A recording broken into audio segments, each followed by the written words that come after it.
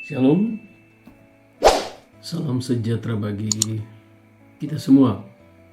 Senang sekali berjumpa dengan saudara pada hari ini dan senang juga pada kesempatan kali ini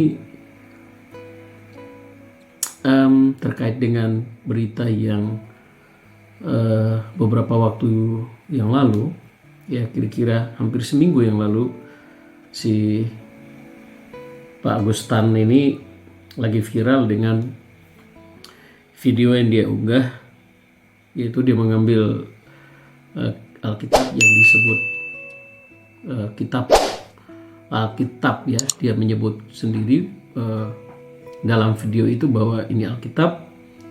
Dia coba eksperimen, lalu dia ambil, dia dudukin, dia taruh di bokongnya, pantatnya, dan kemudian dia kentutin. Dan menurut dia itu adalah sebuah eksperimen apabila Tuhannya orang Kristen itu benar, Yesus Kristus yang kita sembah itu benar, maka apakah dia diazab ya atau dia akan mati dalam waktu 1 bulan. Nah, saya melihat bahwa terkait dengan video ini atau melihat statement yang disampaikan oleh Agustan ini adalah sebuah perbuatan kekanak-kanakan yang bukan orang dewasa. Saya melihat si Agustan justru belum akil balik di dalam hal rohani, baik sebelum dia masuk di dalam atau pindah ke agama Muslim maupun selama dia berada di agama Kristen.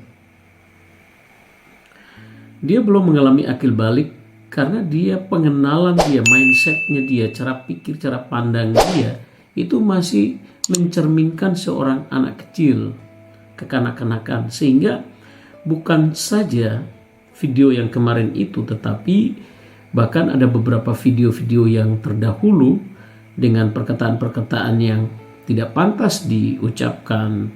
Dia menantang ketuhanan Yesus. Ada lagi banyak sekali beberapa hal yang saya melihat bahwa apa yang disampaikan oleh seorang Agustan, ya salah satunya juga Kainama memang, ya. Tapi apa yang disampaikan oleh Agustan ini adalah cerminan seseorang yang belum mengalami akil balik. Jadi pengetahuan baik di dalam hal secara teologi maupun di dalam hal akademik, ya, dan juga di dalam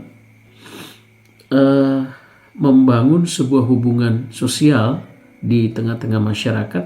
Dia belum mengalami akil balik, dan itu belum pernah atau belum terlihat di dalam sikap, karakteristik dan perbuatan-perbuatan yang biasa dilakukan oleh Agustan ini. Itu di cerminannya gitu kita dapat melihat dari sikap dia di dalam YouTube-nya, dan sepertinya pun di dalam hatinya itu ada kebencian yang sedemikian rupa, ya. Jadi itu yang saya melihat bahwa beberapa teman dari kalangan Kristen, bahkan juga dari teman-teman kalangan Muslim, ada yang reaksi begitu keras terhadap sikap dan perilaku seorang Agustan atau anak-anak ini, anak remaja ini. Umur sudah tua tetapi sifat dan karakter itu masih anak remaja, dia belum akil balik. Bahkan mungkin seorang anak remaja masih jauh lebih dewasa daripada Agustan ini. Ya, saya mohon maaf tidak menyebut dia sebagai ustadz, karena yang saya percayai seorang ustadz yang benar atau seorang kiai, seorang ustadz yang baik dan yang patut dipanggil seorang ustadz, pasti dia memiliki kredibilitas yang lebih dari seseorang atau seorang yang biasa orang awam lah, saya sebutkan dengan menggunakan bahasa awam. Jadi itu yang dapat saya sampaikan, bahwa beberapa teman reaksinya begitu keras terhadap Agustan ini. Salah satunya adalah seorang pendeta yang berasal dari NTT, yaitu Mel Atok. Saya juga adalah seorang pendeta yang berasal dari NTT. Tetapi reaksi saya atau respon saya terhadap Agustan ini, saya biasa-biasa saja. Saya sepertinya, dan ketika saya melihat video itu, saya ketawa saja. Dan dia menganggap bahwa Tuhan kita itu kejam. Jadi begitu dia melakukan sesuatu yang menghinakan Tuhan, lalu Tuhan itu langsung membunuh dia. Tuhan yang kita sembah tidak seperti yang you pikirkan, Agustan.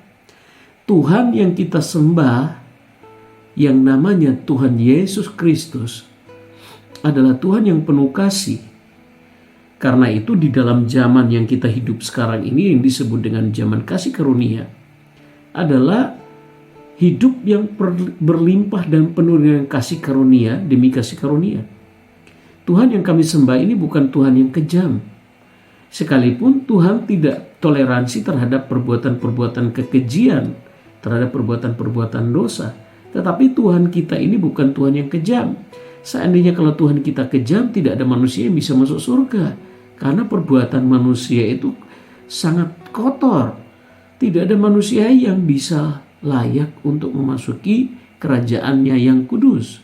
Sebab kerajaan surga itu adalah kerajaan yang sangat kudus mulia. Manusia tidak bisa memasuki itu. Tetapi karena kita punya Tuhan yang penuh dengan kasih karunia dan belas kasihan, maka Dia mengampuni dosa kita dan melayakkan kita, menguduskan kita dengan kasih-Nya yang besar. Karena itu dikatakan bahwa kita hidup di dalam kasih karunia demi kasih karunia. Bila kasih karunia itu berlimpah-limpah dalam kehidupan kita, itulah kasih anugerah, kasih karunia dan kemurahannya yang tidak dapat diukur. Bukan berarti demikian lalu kita boleh melakukan apa saja di dalam hal dosa dan perbuatan-perbuatan kekejian. Tidak sama sekali. Justru karena kita mengenal kasih karunia Tuhan, ada ucapan syukur dan terima kasih, kan kita hidup dan tinggal di dalam kasih karunia itulah, maka kita pasti akan ogah terhadap dosa, tidak akan mau melakukan hal-hal yang bersifat menyakitkan hati Tuhan. Ya, jadi itu yang dapat saya sampaikan kepada saudara-saudara semua dan kepada kita semua. Kiranya saya berharap supaya kita terus saling mendoakan dan mendukung siapapun yang menghinakan Tuhan yang kita sembah, Tuhan kita Yesus Kristus. Percayalah, Bapak Ibu tidak perlu marah, tidak perlu emosi, karena setiap perbuatan itu pasti ada konsekuensinya. Ya, jadi Tuhan kita itu bukan kejam, tapi perbuatan itu ada konsekuensinya. Orang menabur jagung menuai jagung, orang menabur padi menuai padi, orang menabur anggur menuai anggur, orang menanam tomat menuai buah tomat. Jadi segala sesuatu yang sifatnya yang disebut dengan hukum tabur tuai itu memang ada di dalam dunia nyata ini. Tetapi bukan berarti kemudian itu hukuman Tuhan. Tidak. Tuhan, jika Tuhan mau menghukum manusia, maka sekali lagi manusia tidak mungkin masuk di dalam kerajaannya yang kekal. Ya. Jadi itu yang dapat saya sampaikan. Marilah kita terus hidup dan tinggal di dalam kemurahan Tuhan, kasih karunia Tuhan, anugerah Tuhan dalam kebenaran yang telah diberikan kepada kita melalui firman-Nya. Tuhan Yesus memberkati kita. Salam jumpa dan salam waras untuk semuanya. Salam sehat bagi teman-teman semua.